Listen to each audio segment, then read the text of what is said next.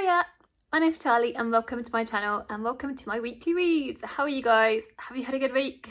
What have you been up to? We've started to get the sunshine again in the UK. When nice weather happens, we all celebrate and go crazy. So yeah, that's been lovely. Before I get into all the natty stuff, I'm going to get into the books that I've finished since the last time I spoke to you. And that hasn't been a whole lot, to be honest. I don't feel like I've read a lot this week, just mainly because I've felt a lot of fatigue this week again. This is what happens. Sometimes we have good days, sometimes, you know. So it's fine.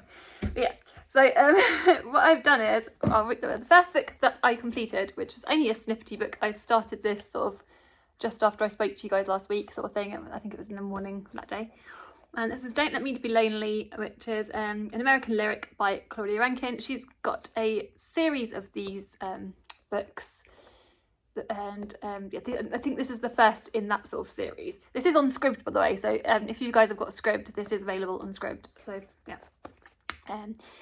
yeah, and this is a non-fiction, and she's talking. This is sort of written in the aftermath of 9/11. It talks obviously a lot about loneliness. It talks about death. It talks about police brutality. I feel like Claudia Rankine always puts into words like so many themes within such a short space of like pages and stuff.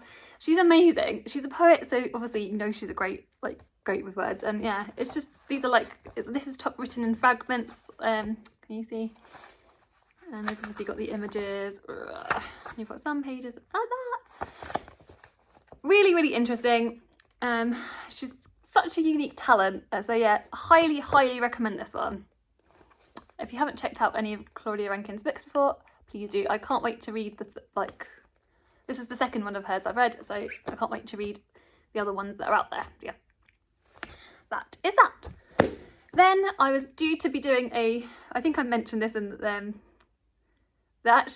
I mentioned this in the last video, that I was due to start a buddy read with Berna, and I just couldn't get into it. So we're due to start reading Commonwealth by Ann Patchett.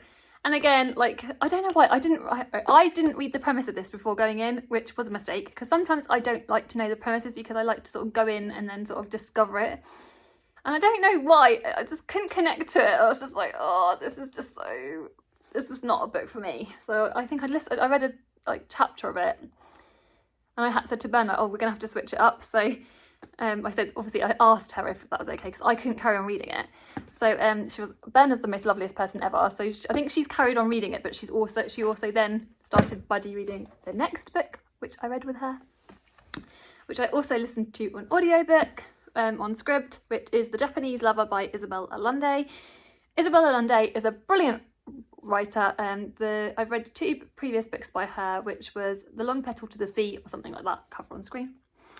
And I also I read Violetta by her as well, which was another sort of, she writes multi-generational family sagas. This one is a similar-ish vein, but it's more, I would say it's more of a sort of romancy kind of one. The lead character in this book, Alma, meets Ishime, who is a young Japanese boy when she's 8 years old, and they sort of, they're really fond of each other, and it's sort of like all her life she wants to marry Ishime. And obviously it's set in 1939, so just like at the start of, like, as the world is sort of starting to go to the war, and what ends up happening is Pearl Harbor happens, and then obviously it's the racism then that Ishime and his family encounter, and obviously they get put into these concentration camps, which is horrific, and all Asian Americans are then facing all of this like horrific abuse and racism. So you're sort of hearing about that, which yeah, and then also you have this sort of like this couple that have been torn apart, and it's also set so you have that timeline, and also a timeline that's set in the future when Alma is in an old people's home and she's with another lead character, which is Irina. So Irina and her grandson Seth are sort of in this like future like timeline, and you're also hearing from her, so it's sort of flashing back and forth from the past to the present. Yeah, I like this book. But ultimately, like, because Isabel Allende writes characters so well, and you feel like you really get to know these people, and the stories are so epic. and I did love all of that, and that is still within this book, but I just don't think it sort of like it wasn't as strong as the other first 2 books that I'd read from the author. And so yeah, it's not, I do recommend it, possibly more if you like the romance side of things more than like the generational family type of story. So, and even like I said, the other elements were interesting. It's good, but it's just not great. Okay, that's my thoughts on this. So yeah. Then I was like looking for another audiobook because I was again not struggling to read with like my eyes. So I was like, and Scribd, I was trying to look on Scribd for which books I physically own so I could try and get rid of my backlist. So I was like, oh, this is on my books to read or unhaul this year, which is The Hand That First Held Mine by Maggie O'Farrell. And I tried it, I listened to a couple of chapters of it, and again, I could not get into this. I can't really even remember the premise of it, even though I sampled it like a couple of days ago. I ended up, I think it's like I'm just saying what, I'm not even interested in it. Like I just couldn't connect to it. I didn't enjoy it, and I rang on my sister to double check whether it was just me or the book, and she was like, no, it's definitely the book. So for me, this was a no pity note, so I put this down and I was like, a DNF, this is another DNF. So far we have 2 DNFs already. And then I was like really hopeful that I was really hoping and praying that I would find something else that I would like. So again, on Scribd, I noticed there's the audiobook of The King is Dead by Benjamin Dean. This is a YA book, and I think it's sort of like it's classed as like horror or like thriller or something. None of those elements have yet appeared because I'm very early doors into this book. But we follow our lead character James who is actually one of a twin. Is his father has passed away, and it's really sad. And obviously, he is his responsibility to become king, even though he's only 17 years old. But not only is he only 17 years old, he's black and he's queer and he's not out. So the public. He feels like the public are against him anyway because of the fact that he's black. So his mother is black and she married the past king, and there was a lot of controversy in the newspapers, and there was a lot of backlash in the newspapers, and they continue to get a lot of hate because of that, which is just awful.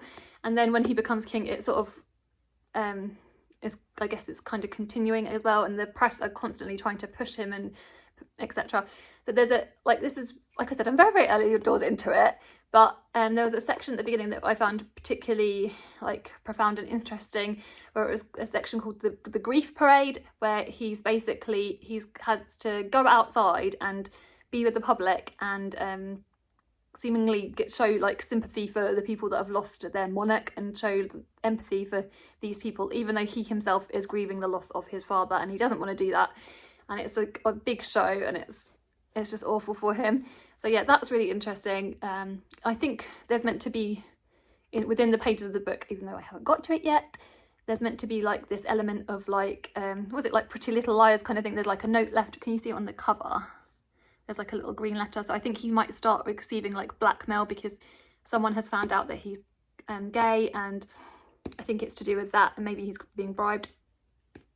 I know there's meant to be like really darker things within this, but like I said, I haven't quite got to that yet. But yeah, it's good so far, and the audiobook is amazing, and the narrator I highly recommend. I'll put the narrator's name across the screen because the narrator was just awesome, is just awesome. So yeah, so that's that. Also, I'm still currently reading Close to Home by Magee. I started this last week. I think I told you guys about it. And I still haven't really read that much. I think I'm 97 pages in, so I'm not even 100 pages yet.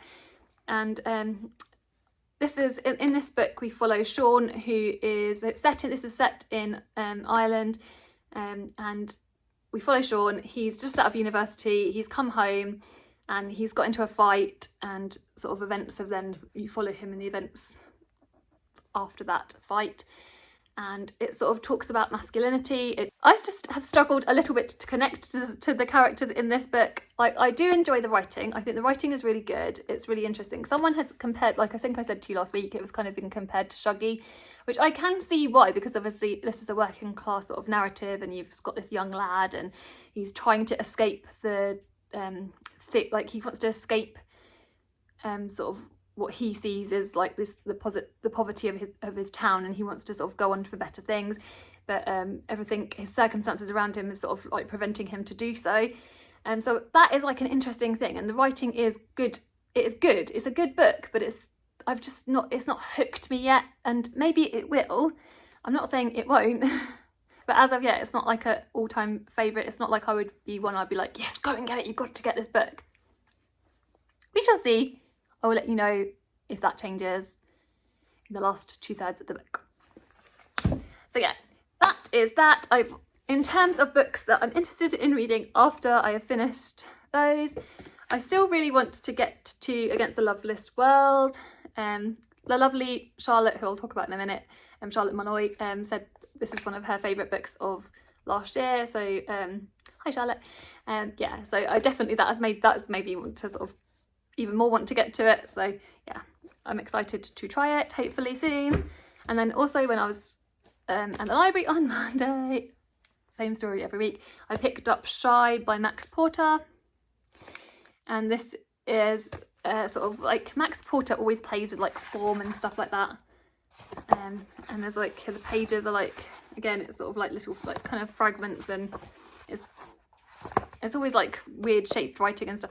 I think again we follow a young lad who is obviously shy, and yeah, I don't really know too much about it, but I did really enjoy Lanny, so I'm excited to get to it. And apparently it's best to read this like all in one sitting, so I'm planning on starting it when I know I could do that. So that is that. So those are all the things that the books I had to talk to you about. In terms of like live shows, I'll talk to you about live shows. So obviously last Sunday we had the lovely Charlotte Molloy over on, I think it was Alice's channel, and she was just really lovely. As I said, she was just it was just such a wonderful chat with her, so I highly recommend, if you haven't watched that, I'll link that in the description, so go and check it out. We also chatted to the lovely Heather from Reading with a Vengeance on Tuesday, and again she was really lovely as well. So yeah, both of those plods were really, it's always wonderful getting to talk to new people, and like obviously everyone's just so lovely on BookTube, obviously. And thank you guys have been so supportive that have come along to the plods. So if you've come along to the plods so far, even if you've made only one, we're so grateful, and we love our little regular crew. But it's always like, if you haven't joined us, you're more than welcome to.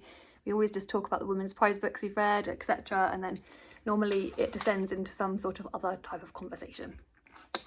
In terms of what we have ahead of us with the plod along, today, as you watch this, this afternoon we've got the lovely Jen the librarian. They are over on my channel this afternoon at 2 p.m. So I hope lots of you guys can make that. And then Tuesday, I can't remember the date. Tuesday at 8 p.m. BST over on Gem's channel, we've got Sarah from Freshly Read Books. So that will be amazing. You don't want to miss that out. So yeah, that'll be over, like I said, on Gem's channel. So yeah, those are the ones ahead of us, etc. Right, also, as you watch this, I would have, on Friday, I would have done a lovely live show with Charlie. We're discussing An Heir to Murder, which we've been reading for the last month or so. So this is the last of Charlie's books that we're doing like a read along for at the moment. And it's been so much fun. Like I've told you previously, I read it, I just really enjoyed it. So yeah, I'm going to link that video in the description because it's already happened, but you're welcome to go and watch it, like as with the plod alongs. I will put the plod along playlist as well in the description as well. Yeah, that's me. I think I haven't really got a lot to say about my week. Like I said, I've had fatigue this week, but I think that's just maybe because I did do quite a lot on Tuesday, and normally I try and have Tuesday as my quieter day, but I did quite a lot, so that sort of like set my hands off. I get bad joints, this is me. And then also It's at my fatigue off, which is fine. So yeah, which isn't very interesting, but sorry. Also, in terms of like my painting, I've been planning to try and get the painting done, but I'm so fussy. Like I keep trying to get the right shade and I keep getting sample pots and I can't quite find the right shade. I want like a nice shade of green to sort of go with the curtains for my feature wall. But yeah, I can't quite pick which colour. So yeah, I might do the Dulux matcha paint thing. My sister keeps nagging me about that because apparently if you mix your own colour up perfectly, they will create a paint colour for you. So crossed fingers that I can do that, and next time I speak to you, hopefully I would have at least picked a colour if I haven't started the painting process. Yeah, most interesting things in my life at the moment is my decorating, clearly. But yeah. Let me know what you guys have been up to, what have you been doing this week. I hope that you guys have managed to get out in the lovely sunshine. Hopefully I'll manage to get some lovely walks this weekend as well. That'll be fun. And yeah, so yeah, take care and send you guys lots of love. Have a natter in the comments below. Bye bye.